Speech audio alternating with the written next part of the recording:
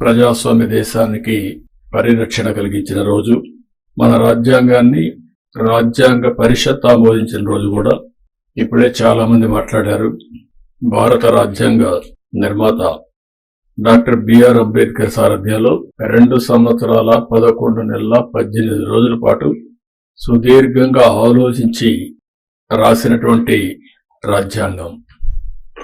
అది కూడా ప్రపంచంలోనే ఒక లిఖిత రాజ్యాంగంగా ఈరోజు మనం చూస్తే ఇది అమలు చేసి 75 సంవత్సరాలైనా ఎన్నో సవాళ్లు వచ్చినా ఆ సవాళ్లన్నీ అధిగమించి దేశ భవిష్యత్తుని, అదే మాదిరిగా భారతదేశ సమైక్యతను కాపాడుకుంటూ ముందుకు పోగలిగాం.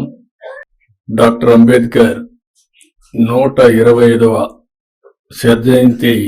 జయంతి సందర్భంగా 2015 నుంచి రాజ్యాంగాన్ని భారత రాజ్యాంగ దినోత్సవంగా జరుపుకుంటూ ముందుకు పోవాలని గవర్నమెంట్ ఆఫ్ ఇండియా నిర్ణయించడం.